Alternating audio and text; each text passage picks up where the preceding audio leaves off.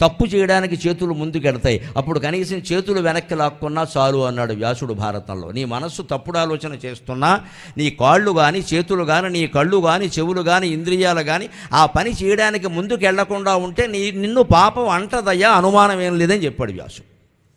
మనస్సులో ఆలోచనలకు ఎవరు దయచేసి కంగారు పడకండి. మనస్సులో ఏమైనా తప్పుడు ఆలోచనలో, చెడు ఆలోచనలో, రాకూడని ఆలోచనలో వచ్చాయనుకోండి, నాకు ఇలాంటి పాపపు ఆలోచనలు వస్తున్నాయని కంగారు పడకండి. ఎవరికైనా వస్తాయమ్మా. మనస్సు గాలివాటం, గాలి అనేక రకాలుగా ఉంటుంది, ఆలోచనలు కూడా అంతే. దాన్ని నువ్వు ఆచరణలో పెట్టకయ్యా, ఎవరు పెట్టమన్నారు? వదిలేయ ఆ విషయాన్ని. వచ్చిన ఆలోచన వచ్చినట్టే వదిలేయచ్చు. దేన్ని చెయ్యాలో దేన్ని చేయకూడదో బుద్ధి ఉంది కదా, మన బుద్ధితో నిర్ణయించుకోవాలి.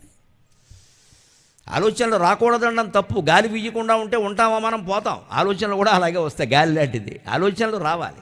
ఆలోచనలో ఏది అమలు చేయాలి, ఏది నిగ్రహించుకోవాలనేది మనం నిర్ణయించుకోవాలి. అందుకు మనకి విద్య